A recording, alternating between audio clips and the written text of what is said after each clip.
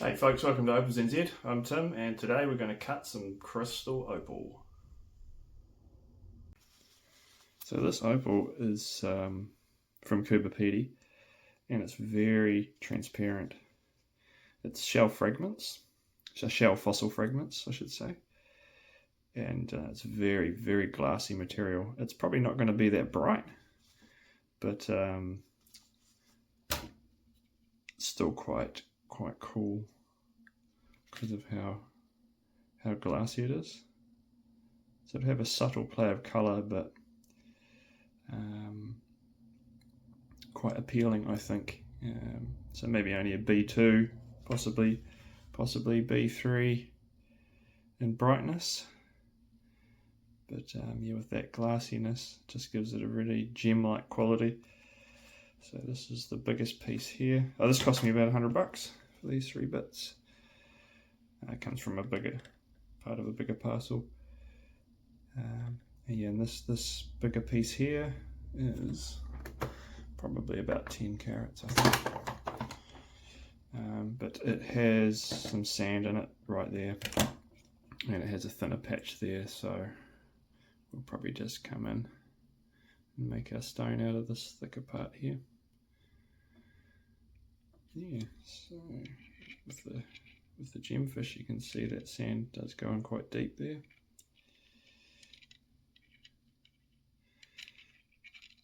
So yeah, and that's it there. These pieces are natural curved shell shape. There's no sand on this one. This is the piece I'm most excited about. You can see in certain angles it actually flashes quite nice orange in there. So I'm hoping this cuts a little gem. So I'll probably take that bit off there and then go for an oval somewhere around there. That's the plan. And this one has a lot of sand in it, but I mean there's definitely a clean portion, so it's just a matter of how big it'll be. And this one is very weak colour, but again extremely glassy. So let's jump on the wheels. This should be a nice easy cut, touch wood. From my last few videos I've had not too good results really, so this is it should be a fairly low stress cut, being cheaper opal, and I'm looking forward to seeing what this one does, and this one especially. They'll be cheaper stones, but they'll be really quite special in their clarity, I think, hopefully. So let's do it. Right, so we'll start with this piece, and it's going to take that off,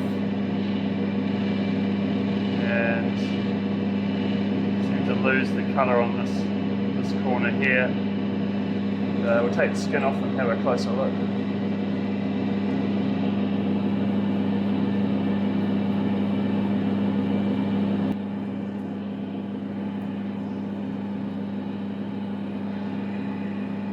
So yeah, I decided to do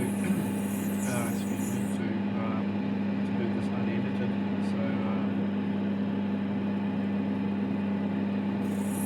yeah, grab yourself a beer or a cup of tea or a whiskey or something, and just enjoy the process. It's going to be a long video. I just decided that I would do this unedited so you can see the full process.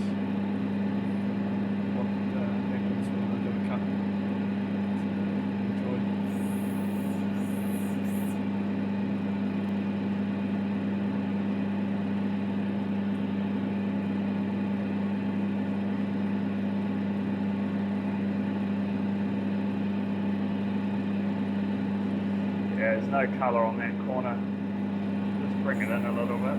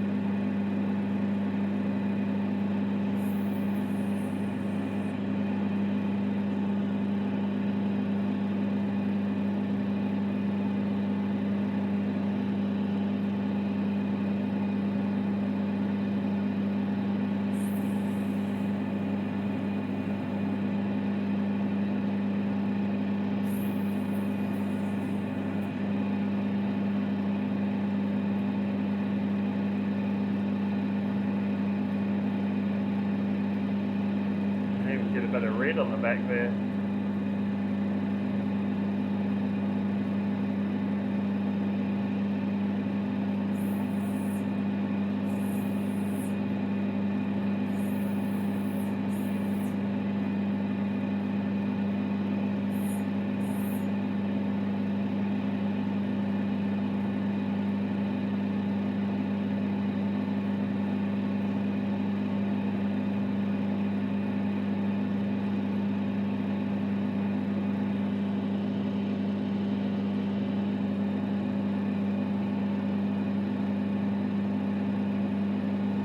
I think I might go for a kite shape. This one.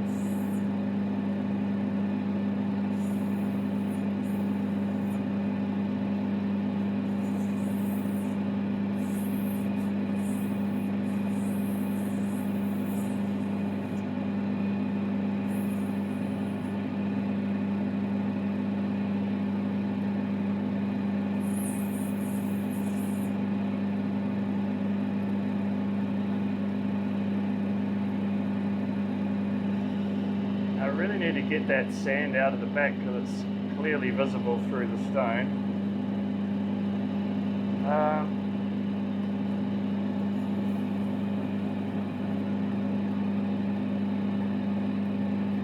Yeah, I'll just keep that. It's going to thin it out a bit, but it doesn't matter.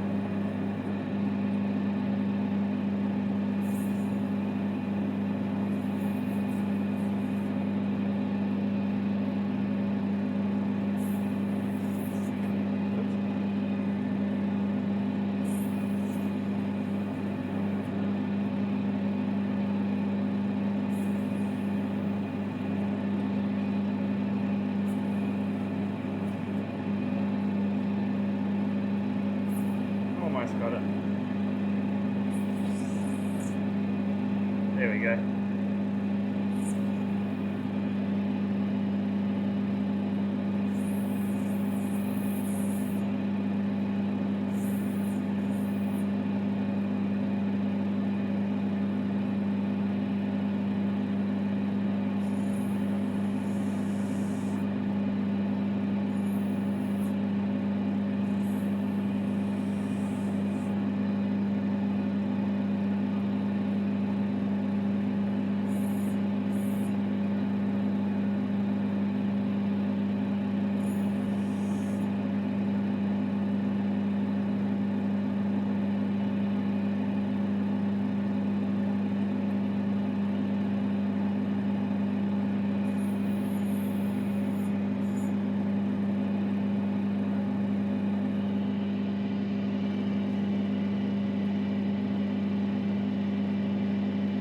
Pretty cool.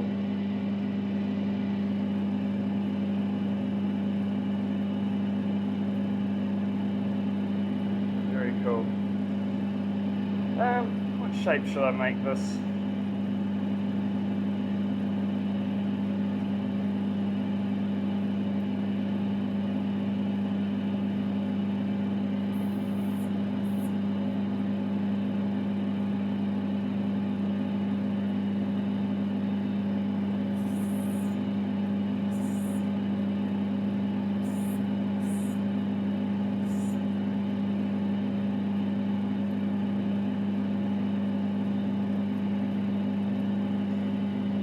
Yeah, I might go for a drop shape actually.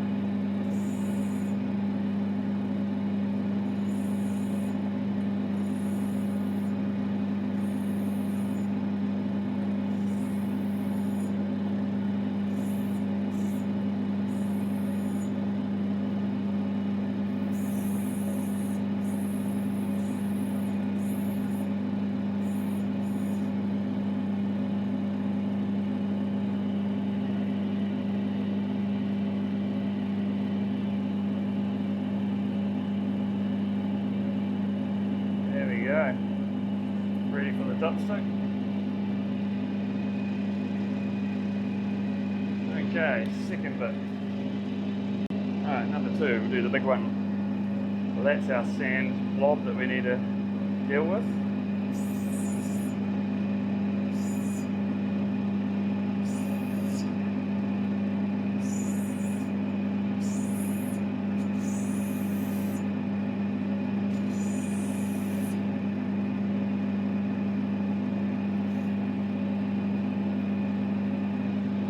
Clean the skin off.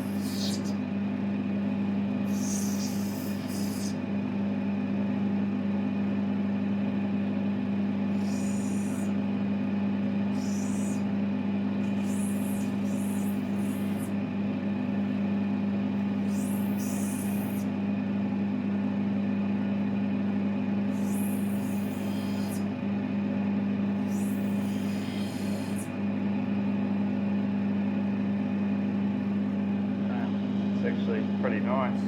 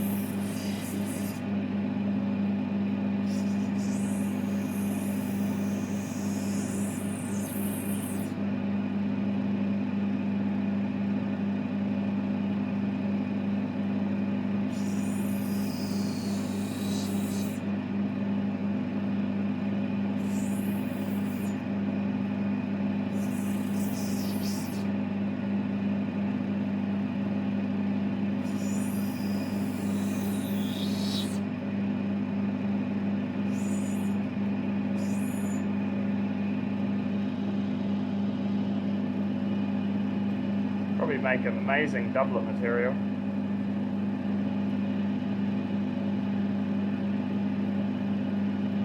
I just slice that little bit off and keep it for the chip jar.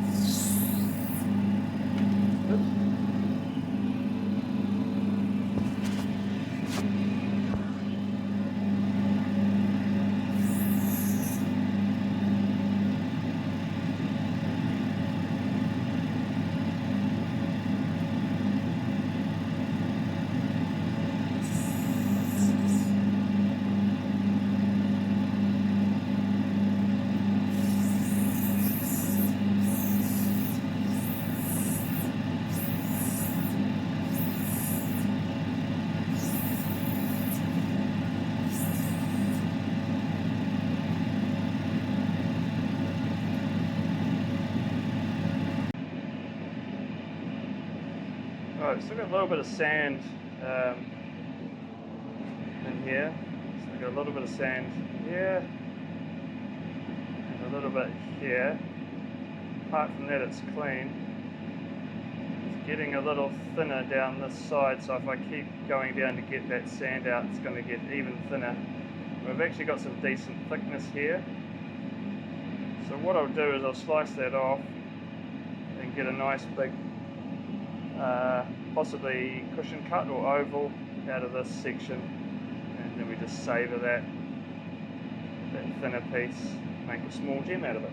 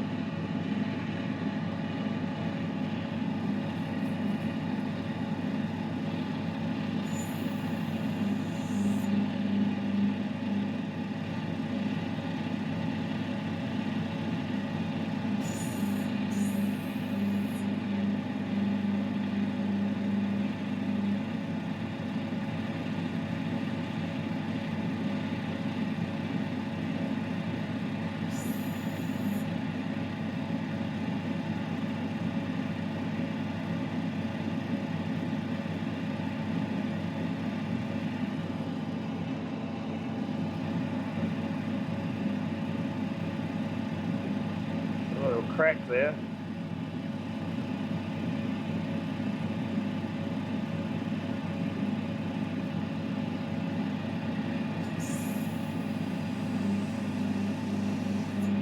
Rid of that.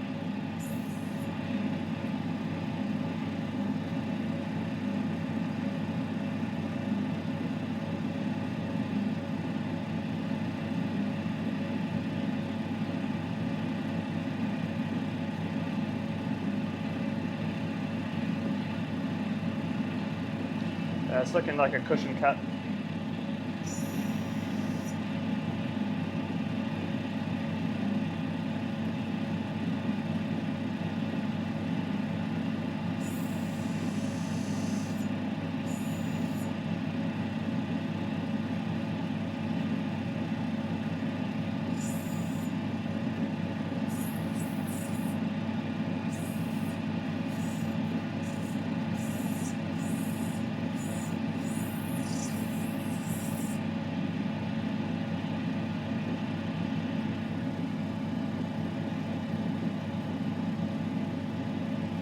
Double-sided.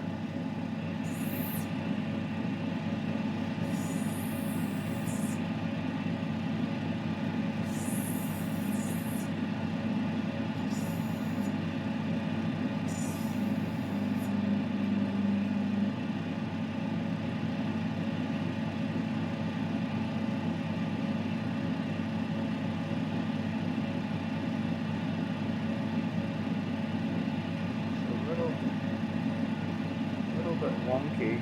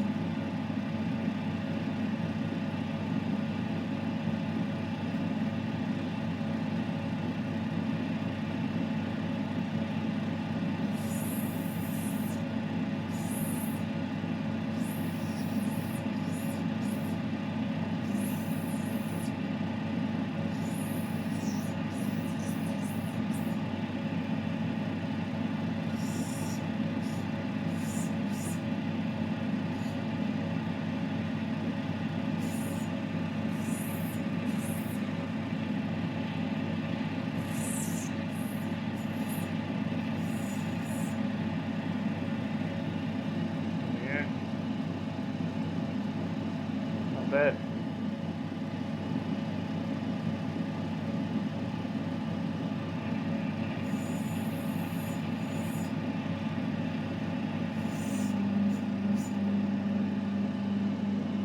Ready for the dop stick. Okay, lucky last.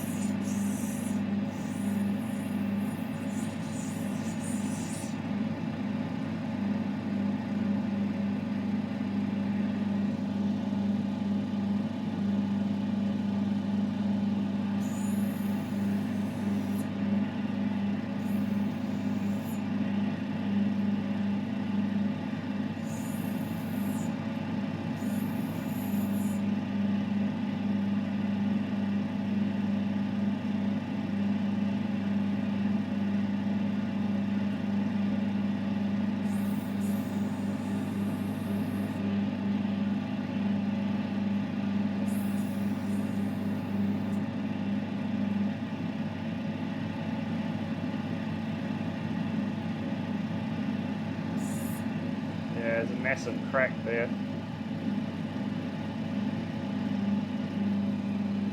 So that and sand, so I'll probably just come in.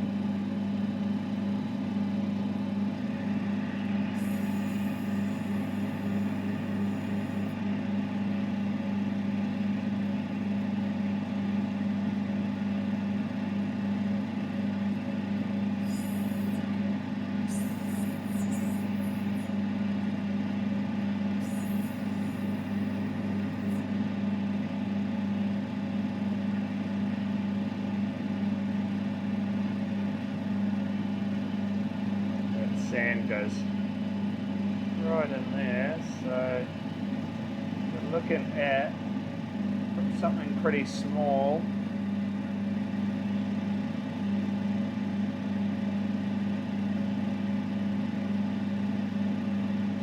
Might just scrape that out.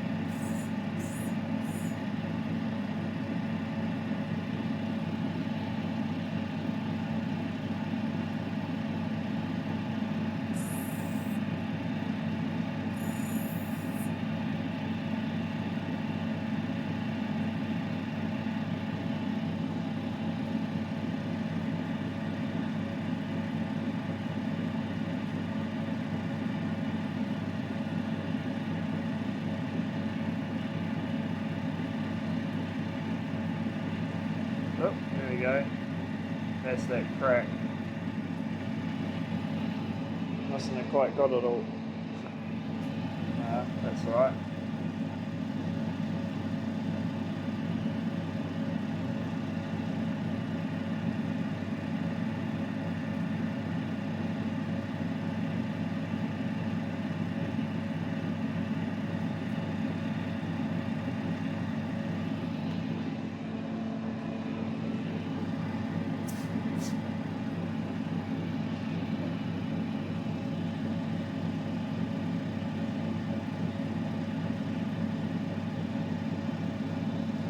Almost just leave it like this, I think.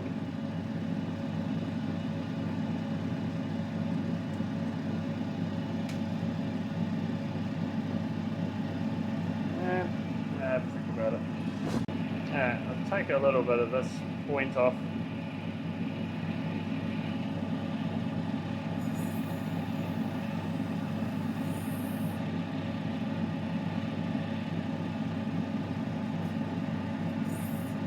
Had a bit of sand in it anyway.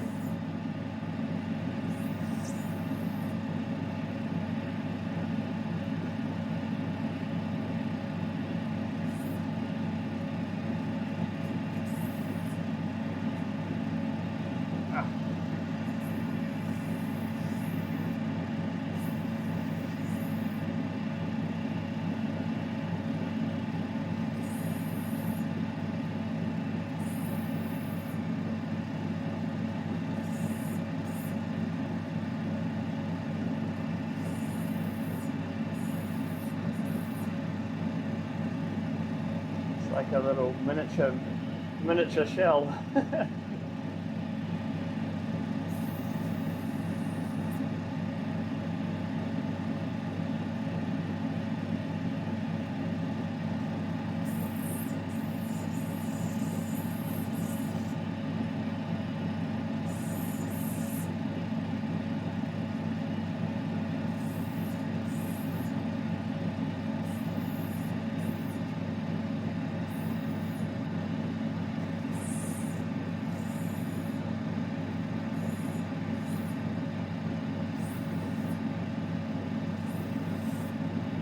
Little bit of sand out.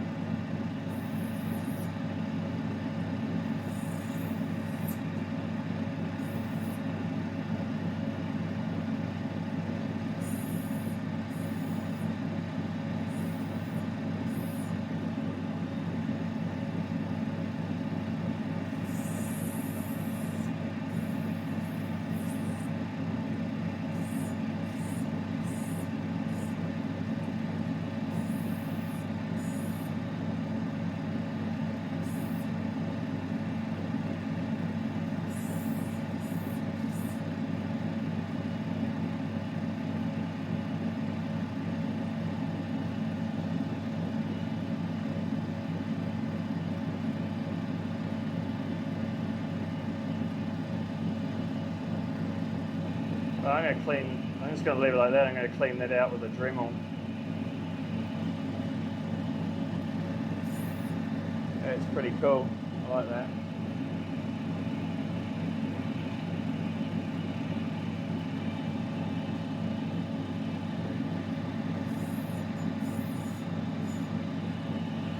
Oh, I forgot about this piece. That was off the big bit. Cut a little stone, I reckon.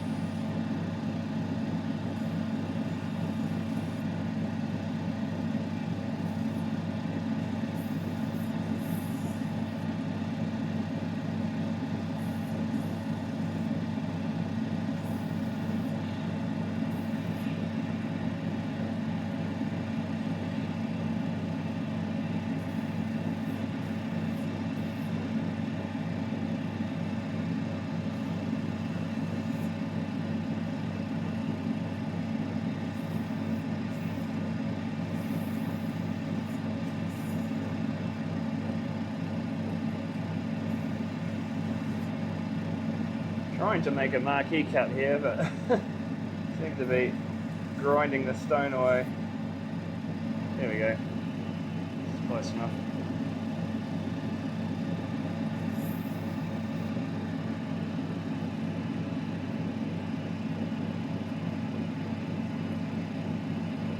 Not bad.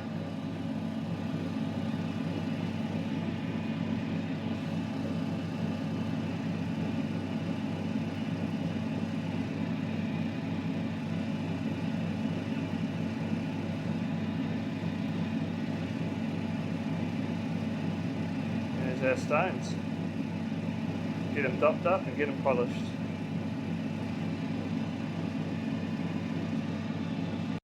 Right, I'm just going to quickly clean up the back of this with the Dremel, because why not?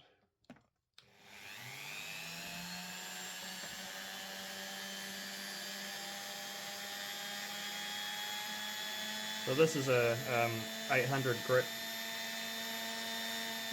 which is very fine sintered diamond. Might be a little bit too fine, but it's slow going.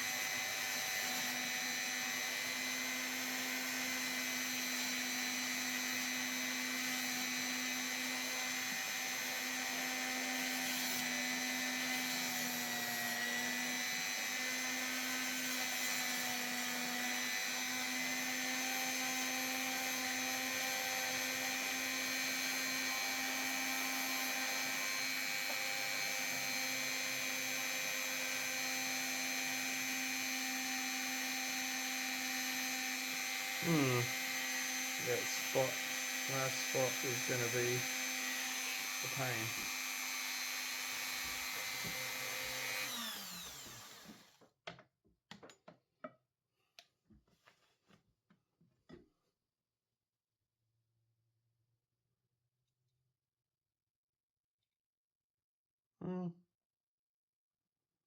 If you can see that, it's but it doesn't look like it actually goes too deep.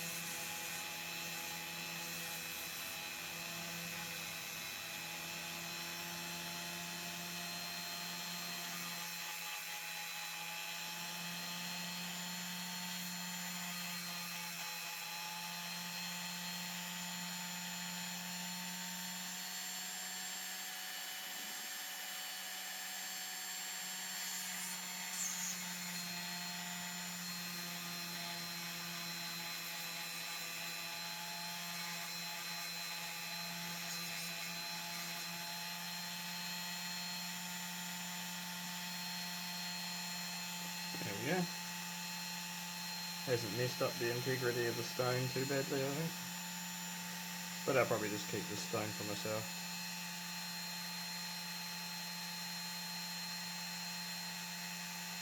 Actually see that kind of bubble through it. Interesting. Probably should even it out a bit.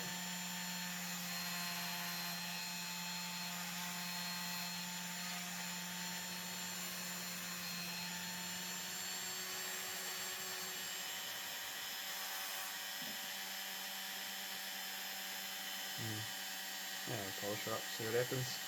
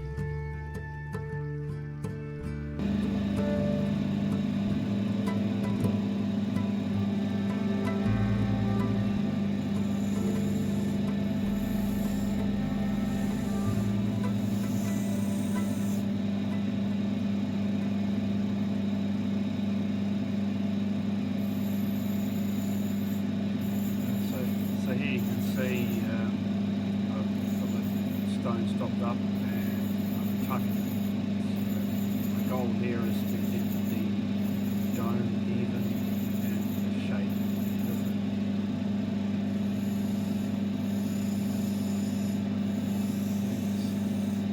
Setting the setting edge here, so just a slight angle in towards the side that I pick, the facing side. See the stone's still quite uneven. That's what we're working on now. That side there that I'm working on is actually a little bit thinner than the other side, so that's kind of why I'm coming in further on that side. That's why it's taking away my dome. You can see it there, it's slightly hanging off.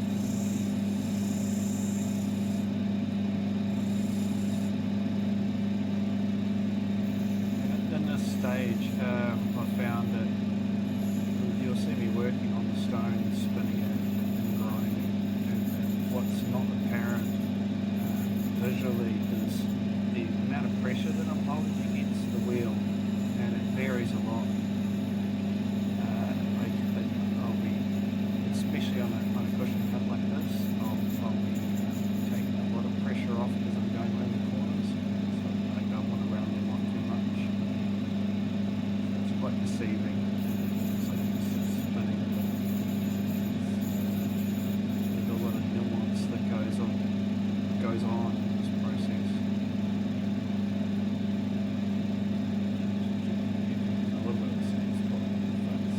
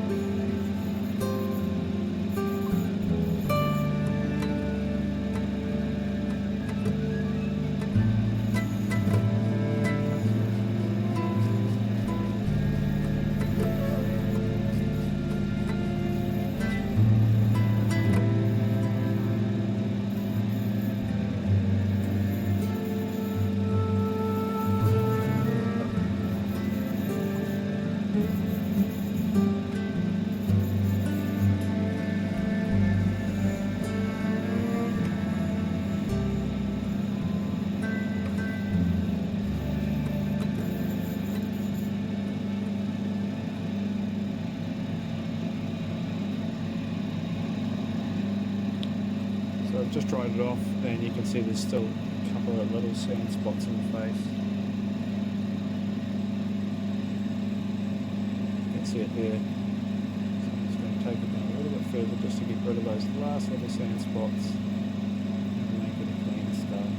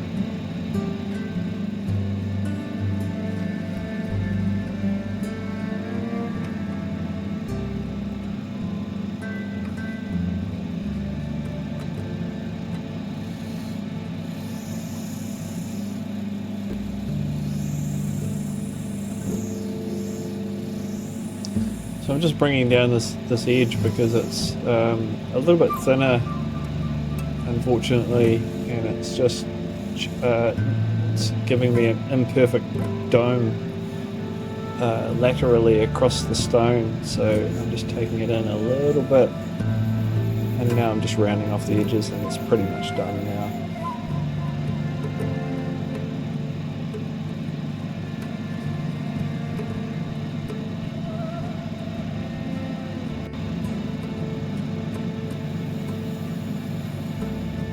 Now this stone's the drop shape, and it's extremely transparent. It's not very bright, but it's a pretty cool stone. I think I'll keep this one for myself, to be honest. But as you can see here, I'm just taking down the back of it.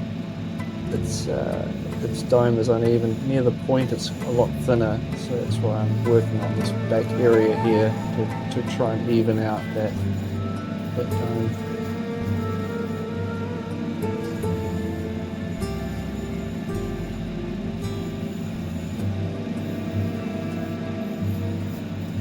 And as I mentioned before, as I'm spinning, especially with a drop shape, I'll be taking the pressure off as I come around to the point of the drop.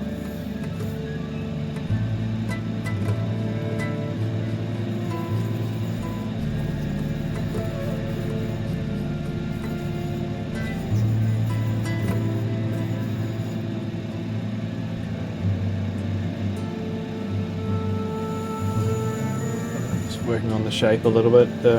So do the setting edge first, do the dome, and then finally work on the setting edge. The actual overall shape, to be honest.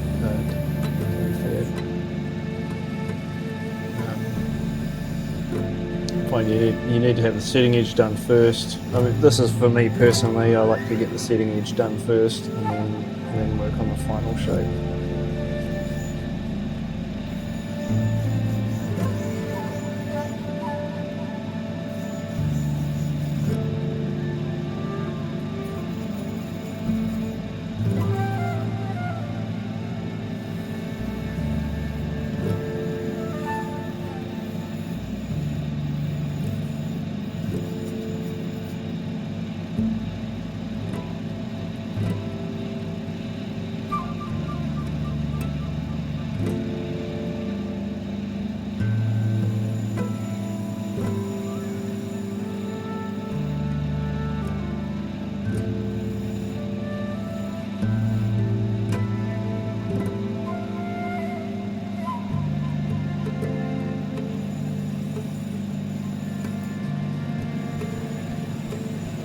Drop shapes are my favourite shape, as you've probably gathered if you've watched any of my other videos. And they are a little bit challenging because the tip tends to be quite sensitive to be ground away. So when you're shaping a drop shape, you just need to be really mindful of the tip, the little point, because it tends to be quite sensitive to be ground away. So you see I'm lifting away as I'm spinning the stone. That's so I don't grind away the dome on the tip. I'm working more the back end of the stone.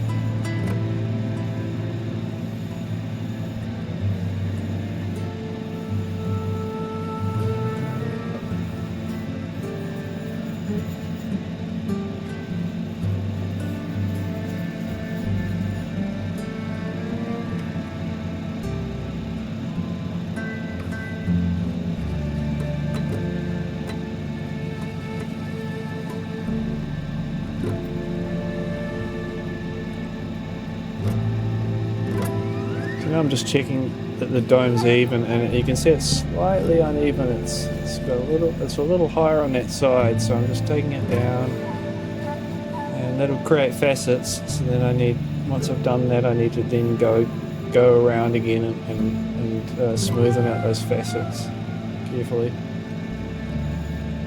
Still more to come off that side.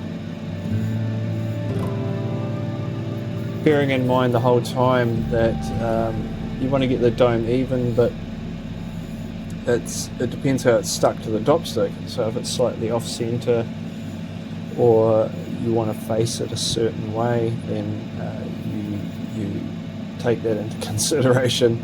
There's a lot to be considered, but yeah, trying to get it even is the simplest explanation.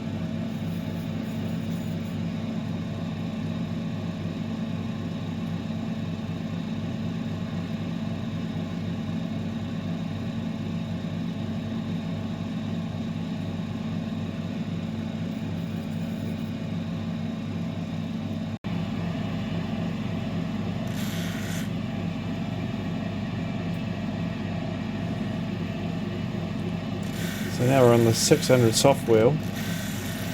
So the goal here is to just take the facets out of the dome, basically. I should do some more close-ups of those facets once they come off the 600 wheel. When you're spinning it, you get like I would say it's like an onion rings, is the best way I could explain it. But this is what we're trying to get rid of here.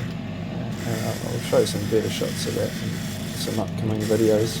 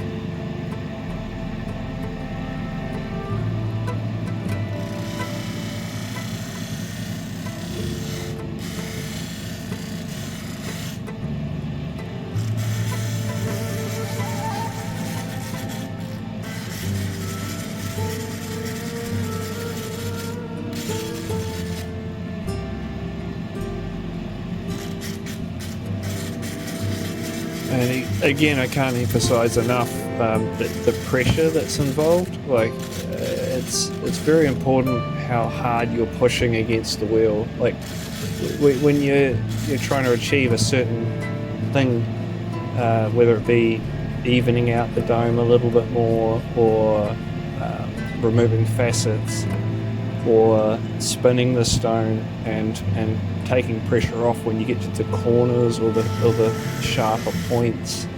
It's very important to vary the pressure against the wheel, especially on the hard wheels, but also on the 600 soft wheel. The 600 soft wheel can take a lot of material off if you're pushing hard, and it will take very little material off if you're pushing softly. So the amount of pressure that you're pushing against the wheel is very important, and it's varied. It's very dynamic, constantly.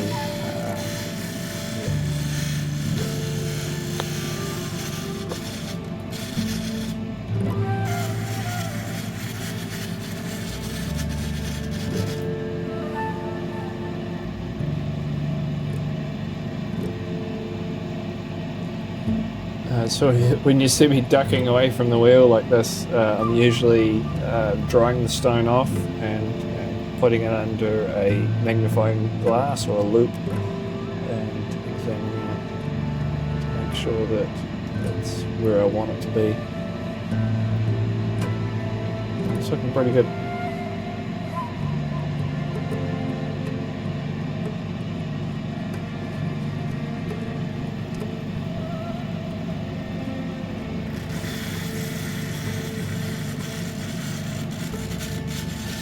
but it can always be better.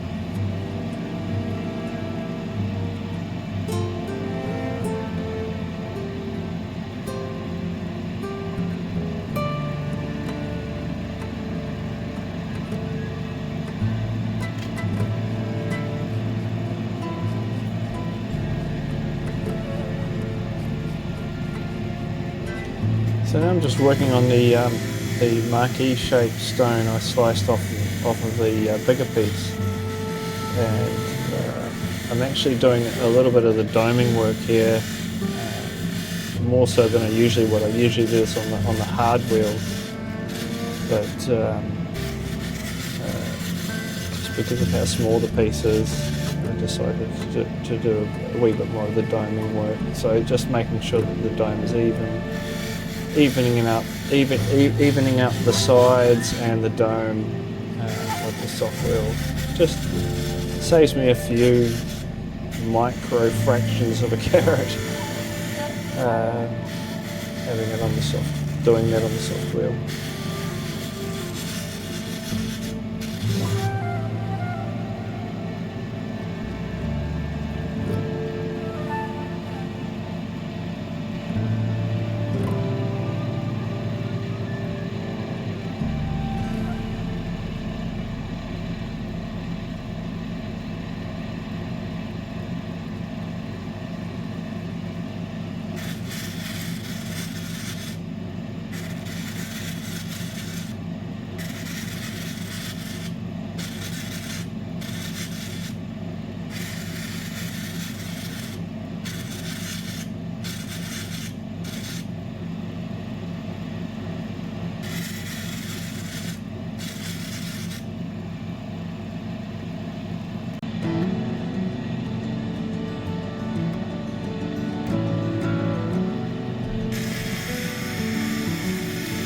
So now we're on the 1200 wheel, and it's probably one of my favourite wheels because by this point, hopefully, you've got all the issues sorted. So the shape is sweet, the dome is nice, there's no facets, and the 1200 wheel is almost like a polishing wheel. It's a pre-polish, and you can't do too much damage on this wheel. As long as you've got plenty of water, you don't push too hard, you're basically just pre-polishing everything on the stone, and it's kind of a time to relax and enjoy the process. And as you work on the 1200 wheel, the stone will start to shine brighter and brighter as you work your way through it. And you start to see the colours really start to come out and shine.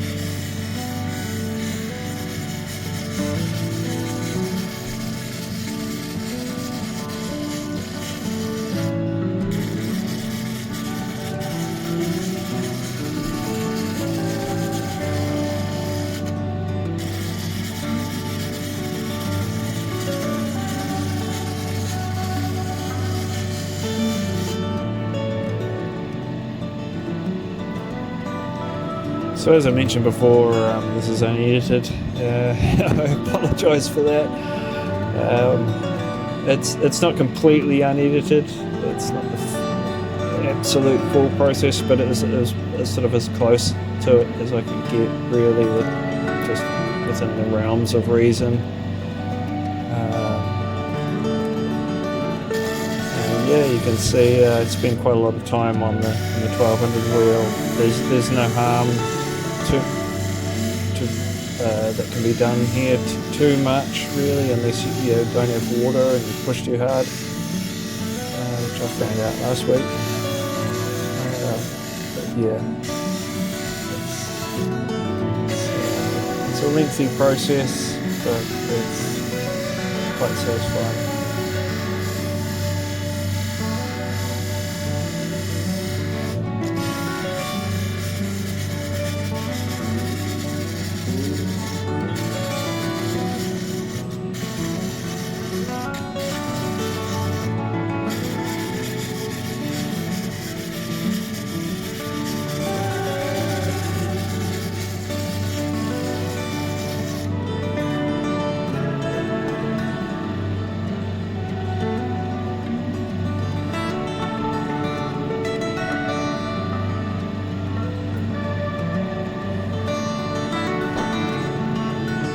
So you can see here I've dried the stone off, and this is what it looked like dry after the 1200 wheel.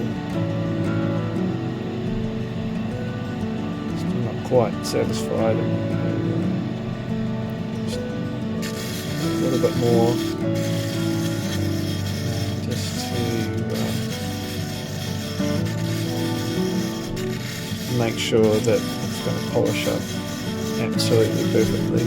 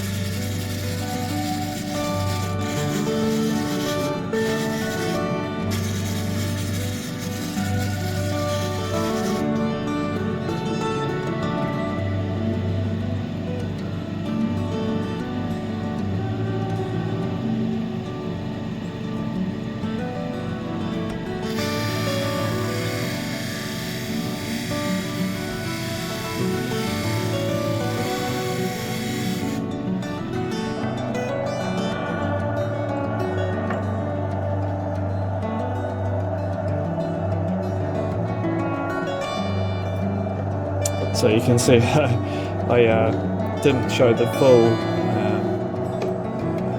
process with all the stones on the 1200 wheel. It just take too long. So now we're off to the polish wheel. We're cutting 4 stones. So yeah, it takes a long time.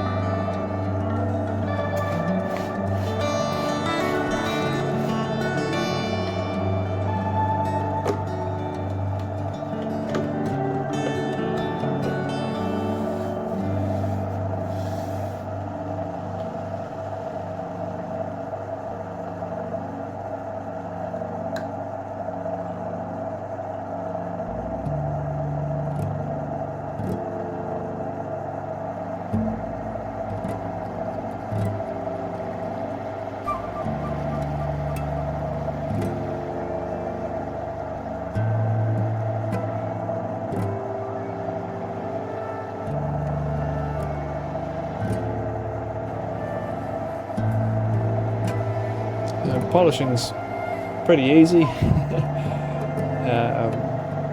If you've done everything else right, then polishing should be a cinch. In saying that, I always wash the dop sticks, the stones on the dop sticks. I give them a good wash under the tap into some nice warm water to get rid of any contaminants before I take them to the polish wheel. And I obviously wet the wheel, and not always, but sometimes I will refresh some of the polishing compound. It probably depends, once every 3 cuts or so. There's usually enough polishing compound sitting in the bottom of the trough that I can just paint the wheel with the slurry of polishing compound and water. But yeah, every once in a while I'll refresh it with some fresh cerium oxide powder.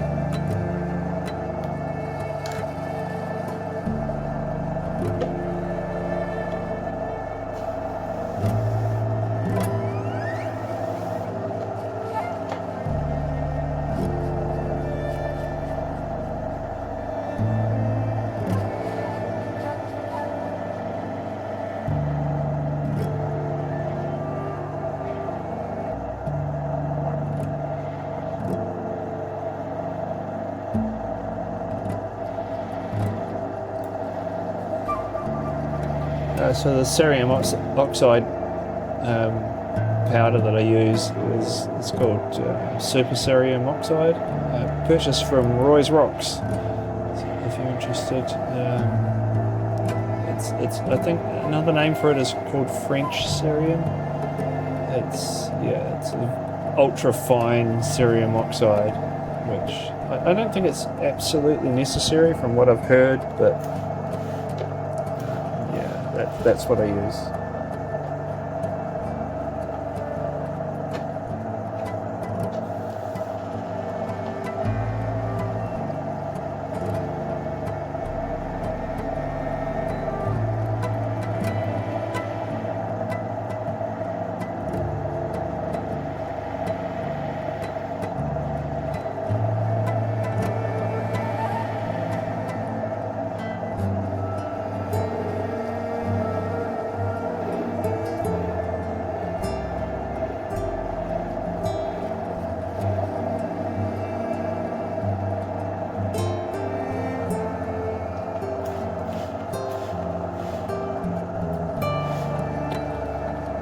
So I just use a spray bottle to clean off the solution back into the polishing unit so that it's not wasted, or mostly not wasted. I'm just checking the stone now to make sure that the polish is perfect.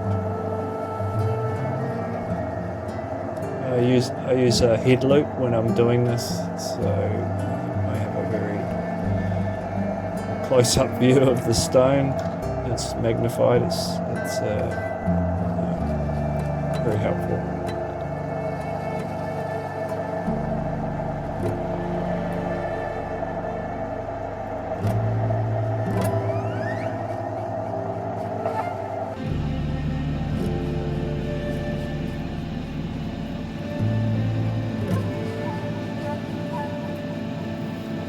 So now I've just redopped the opals back on the opposite way so that I can do the backs. So now I'm just doing the setting edge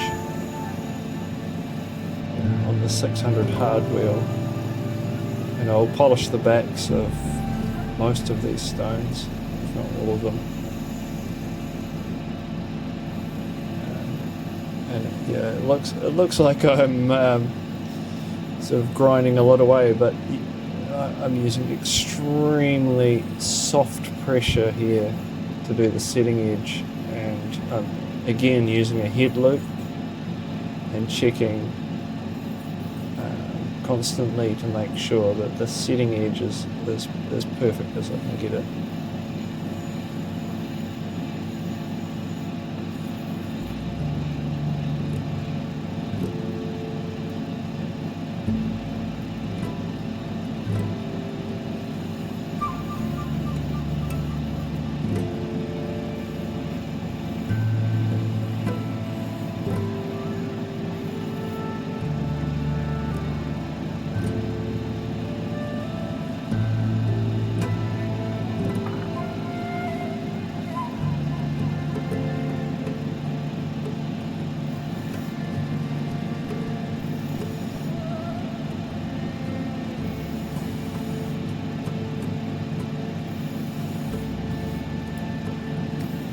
So my first objective with getting the setting edge right is what I'm doing here is flattening out the back. So there might be a high side on one side or the other, and I'm just evening that out now. Just trying to get it as flat as possible, or as even as possible. And once I've got it as even as I think as possible, then I will work on the actual setting edge itself, which is what I'm doing here. And that is putting like a slight bevel, still evening out the back a little bit. It's still a little bit high on one side, so I'm just evening that out now.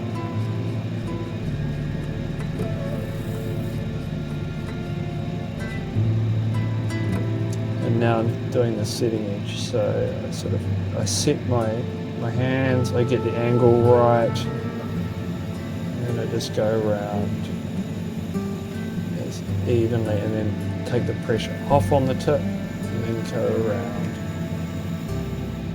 Pressure off on the tip, and around. And just get a nice even setting edge. Just go around and slowly bring it back into the center. So I'm taking that sharp edge off, so I better polish that out later. Again, taking the pressure off on the tip, always taking the pressure off on the tip, now spinning to get it nice and smooth.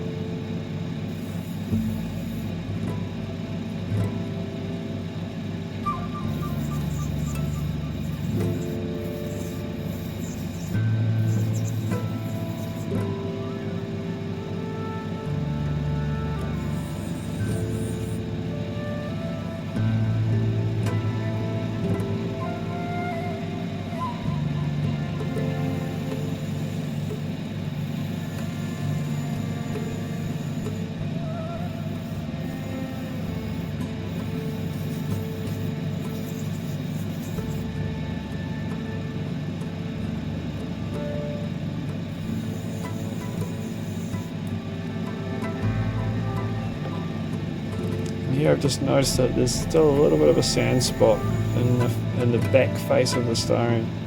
And because the stone's so transparent, I'm just working it down, get rid of that sand spot in the back, because it is clearly visible from the front of the stone, from the face of the stone. So that's what I'm doing here.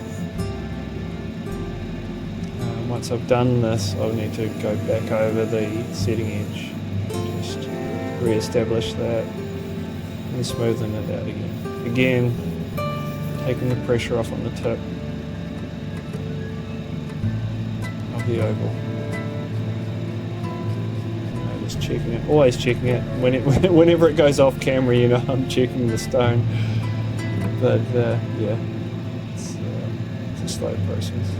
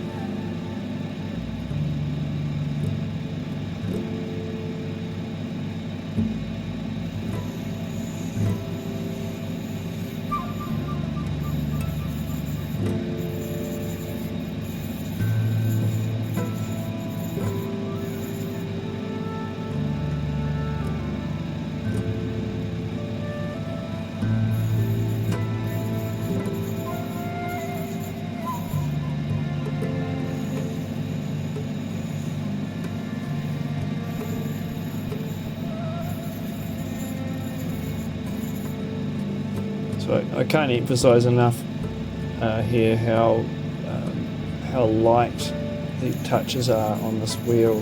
It's extremely delicate touches on the wheel, especially when doing the back of the stone. It's very much delicate processing and precision is best you can do at this point.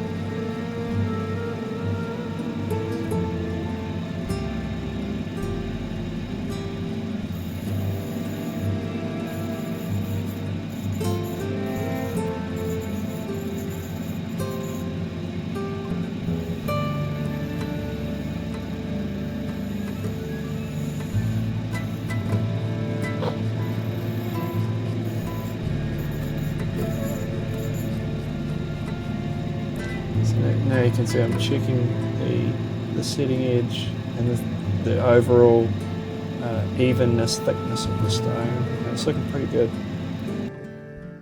Okay folks, here we have our finished stones, and they are not bad. Not bad at all. This one's the nicest in my opinion. Polished both sides. It does have a tiny little sand spot on the back though,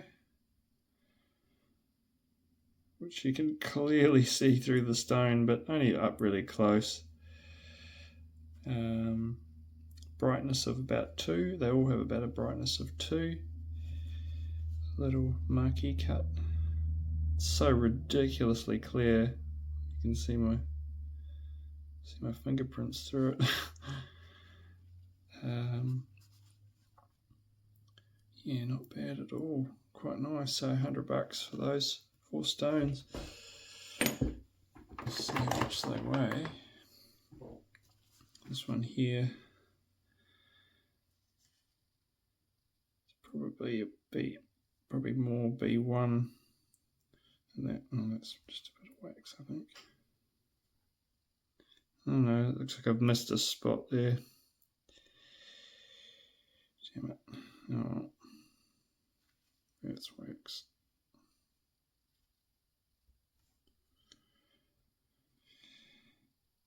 Anyway, it's quite a cool stone. I quite like it. You know, it's not very bright at all. It's crazy clear. An interesting pattern. So that one weighs 1.67 carats for that one. The big cushion, 3.12. So that's a 3 carat stone there. And the other two would just be on there. 1.14 for that one. And a little marquee is half carat, 0.55 for this little fella.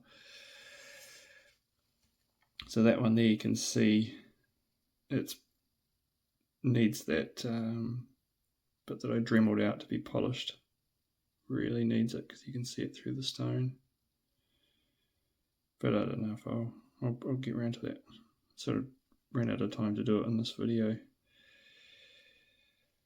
But that one's probably the clearest of the lot. It's just like glass. It's crazy. Pretty cool. But I thought we'd just try something.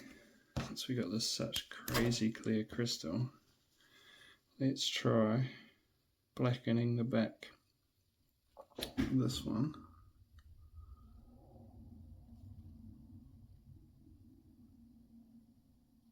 Should I just do half of it? See how much of a difference it makes. Whoa. Still pretty nice even without that blackened back.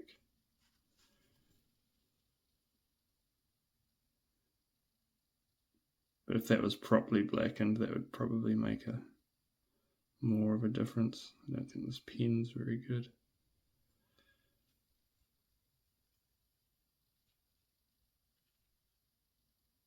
Interesting. Oh, there's the green. I was going to say it's got more green in person, but you can see the green. So 3D player color on color. It's a bit of green, mostly blue, but not bad.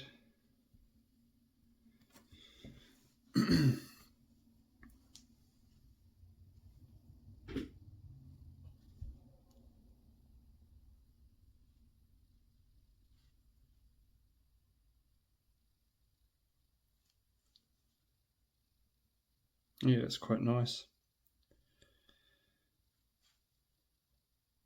Quite nice. At 3 carats, I would say.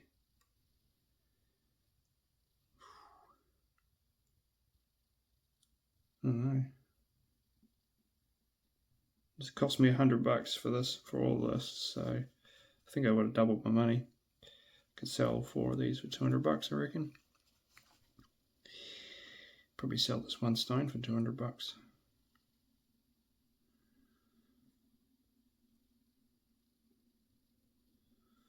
Like a nice ring.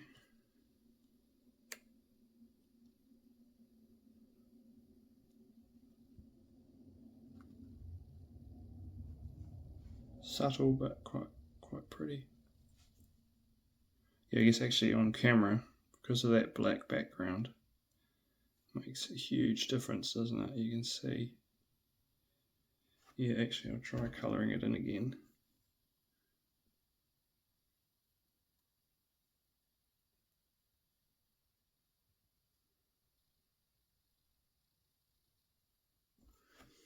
This time, get a white background.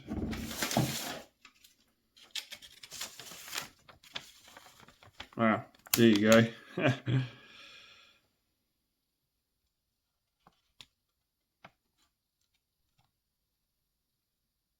Quite a lot different. Yeah. So that's that for this week. So yeah, I had a heap of responses, votes for the 1,000 subscriber special epic cut video, and it's looking like the winner is the knobby. Alright, so I just tallied up the votes and it's looking like we're cutting the knobby.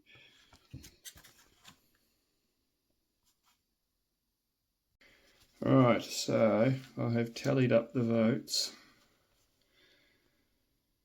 and we have 6 votes for the big blue and an overwhelming 23 votes for the big knobby, the pink on black knobby. So this is what we'll be cutting. Yeah, we're at 958 subscribers, I think, as of today. So it shouldn't be too far away. Yeah, and for the folks that wanted to see this cut, this will be getting cut fairly soon as well. So don't worry, you'll get to see that at some stage. So yeah, thanks all for watching. I'm not sure what I'm going to be cutting next week.